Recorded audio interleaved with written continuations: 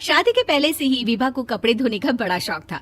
कभी नल के नीचे तो कभी तालाब के पास। अरे मेरी नीली वाली लुंगी नहीं दिख रही है।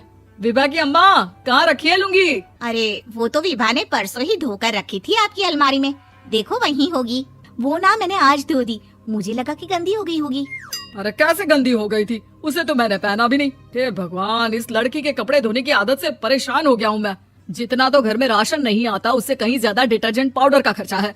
इसकी शादी करवा दो, शादी जाए अपने घर में ही करे काम, फिर चाहे घर के कपड़े धोने हो या पूरे गांव के। हाँ ठीक बोल रही हूँ, देखता हूँ मैं कोई लड़का। वो दिन भी आ जाता है जब विभा को देखने लड़के वाले आ जाते हैं। लड़की मुझे अच्छी लगी। होने वाली सास कहती है, बेटी अगर कुछ पूछना है तो पूछ लो। वैसे तो हमारी लड़की बहुत ही शर्मीली है, जो बोल दो वो मान लेती है, इसे क्या पूछना होगा। अरे कैसी बात कर रही हो माँ, मुझे इन लोगों के घर रहना है, सवाल तो कई है। हाँ हाँ बेटा पूछ लो ना, क्या पूछना है। आप लोगों के घर कपड़े कौन धोता है? सास का मुंह बन जाता है। देखो अगर तुम ये कहना चाहती हो कि तुम्हें कपड़े धोने नहीं आते तो सुन लो, कपड़े मैं ही धोती हूँ, लेकिन तुम्हारे आ जाने के बाद मैं रुमाल तक नहीं धोऊंगी। अरे चुप रहना भाग्यवान, बहू बेचारी घर आई नहीं, उसे डराना शुरू कर दिया। वो क्या है ना बिटिया, अभी तक तो ये कल्लू की माँ ही धोती थी, लेकिन अब तुम्हारे पापा तो दहेज में वॉशिंग मशीन देंगे ही। तभी विभा की माँ बोल पड़ती है, सवाल भी पूछा तो क्या। वैसे भाई साहब, मशीन की तो फिर भी कपड़े धोने की कैपेसिटी होती है, मतलब जो बिटिया दे रहे हैं ना विभा, इसे कपड़े धोने का बहुत शौक है। ये आप लोगों के क्या, आस पड़ोस गांव मोहल्ले सबके कपड़े धो दे और उफ तक ना करे। बाहर देखा नहीं आपने कितने कपड़े सूख रहे हैं? सब हमारी बिटिया ने ही तो धोए हैं। बस भी करो ना माँ, शर्म आ रही इतनी तारीफ सुनकर। और तो और एक दाग निकाल कर दिखाओ तो मान जाओ। हाँ अच्छा अच्छा, माफ करना बेटा, मैंने गलत समझा। हमें तो रिश्ता बहुत पसंद है। और ऐसे जुड़ जाता है रिश्ता कपड़े धोने का शौक रखने वाली विभा का। उसकी शादी हो जाती है कोयला फैक्ट्री में काम करने वाले कल्लू के साथ। शादी के बाद अचानक विभा चिल्लाती हुई सास के पास आती है। सासू माँ, अरे सासू माँ कहाँ है आप? ये तो धोखा है, धोखा दिया आप लोगों ने मुझे। इसे ससुर के चक्कर के बारे में पता चल गया। अरे तो उसमें तुझे क्यों धोखा मिला है? अरे नल में पानी नहीं आता, कपड़े कैसे कब धुलेंगे? अच्छा अच्छा, तू पानी नहीं आ रहा उसकी बात कर रही है? तो आपने क्या सोचा? कुछ नहीं। अच्छा हाँ, तेरी माँ ने कहा था कि कपड़े धोने का शौक है तुझे, याद आया मुझे। शौक शौक बोलकर कपड़े धोने वाले मेरे जुनून को कम ना आके सासू माँ, कपड़ा धोना मेरा गुरूर है।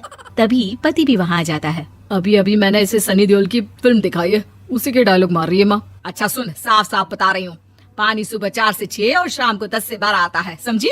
विभा टाइमिंग सुनकर हैरान हो जाती है। ये क्या भूतों का मोहल्ला है? सुबह 4 बजे उठकर कौन कपड़े धोता है? 4 बजे टंकी में पानी जाता है, फिर सारा दिन धोना ना, किसने मना किया? अरे कैसी बात कर रही है? 200 लीटर की टंकी में कितने कपड़े धो लूंगी मैं? सुबह ही उठ जाऊंगी मैं। अब क्या था, विभा सुबह 4 से लेकर रात के 12 बजे तक कपड़े ही धोती रहती। एक रोज सास पड़ोस से निकलकर कहीं जा रही होती है कि साथ वाली कहती है, हाँ कल्लू की माँ, जरा ये बताओ कि 2 साड़ी है, 2 ब्लाउज और एक पेटीकोट और एक नाड़े वाला लंबा कच्छा। हाँ तो? अरे तो क्या, कितना लोगी धुलाई ये बताओ। धोबन दिख रहे हैं हम क्या?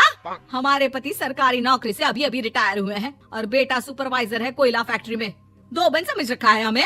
हाय रे कल्लू की अम्मा, माफ कर दो, वो तो मोहल्ले में यही सब बता रहे थे कि तुमने बहू को कपड़ा धुलवाने के काम में लगा दिया है। सास को पड़ोसन की बात सुनकर गुस्सा आ जाता है। वो घर पहुंचती है जहां घर के बाहर ही इतने सारे कपड़े सूख रहे होते हैं जितने कि किसी धोबन के घर पर। अरे ओ कल्लू की दुल्हन, बाहर निकल।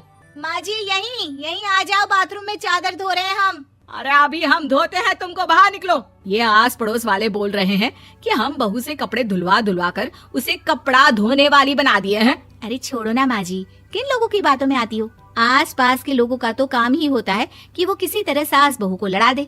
बहू सारे घर के कपड़े धोती है, ये क्या कम है? बोलिए। सास को भी लग जाता है कि वो बहू का ये सनकीपन नहीं छुड़वा सकती, इससे अच्छा है कि खुद ही चुप हो जाए। एक रोज सास और बहू मंदिर जाते हैं, जहाँ सास की साड़ी वहाँ खड़ी भीख मांगने वाली से मिलती है। माँ जी क्या बात है, आपकी साड़ी उस भिखारन से कितनी मिल रही है ना? हाँ हाँ देखो तो, दोनों की साड़ी मिल रही है। क्या बात है कल्लू की अम्मा, तुम खुद को तो अफसर की बीवी बताती हो और ऐसी सिंपल सी प्लेन साड़ी पहनकर घूमती हो। सिंपल और प्लेन नहीं है ये साड़ी। तो क्या सोने के धागे से फूल बने हैं? कुछ भी सासू माँ, कुछ भी। हाँ बने थे इस साड़ी में सोने के धागे से फूल। मेरे पति लेकर आए थे मद्रास से स्पेशली मेरे लिए 10,000 की। है भाई साहब, इस भिखारन के लिए भी सेम टू सेम साड़ी लेकर आए होंगे 10,000 की। सास उस वक्त कुछ नहीं कहती, लेकिन बहू के साथ घर आती है और अलमारी से एल्बम निकाल कर लाती है। ये साड़ी देख रही है, ये वही साड़ी है जिसे मैंने अभी पहना था। इस साड़ी में ये जो चमकदार फूल दिख रहे हैं ना, ये सोने के धागों से काढ़े गए हैं। लेकिन तू लोकल वॉशिंग मशीन ब्रश से घिस घिस कर सारे फूलों को निकाल कर साड़ी प्लेन कर दी। मुझे माफ कर दीजिए सासू माँ। और तो और, जब मैंने तुझे तेरी गलती के लिए कुछ नहीं कहा, लेकिन तूने तो सबके सामने मेरा मजाक ही बना दिया। क्यों? बहू को समझ में आ जाता है कि अब से उसका कपड़े धोना बंद।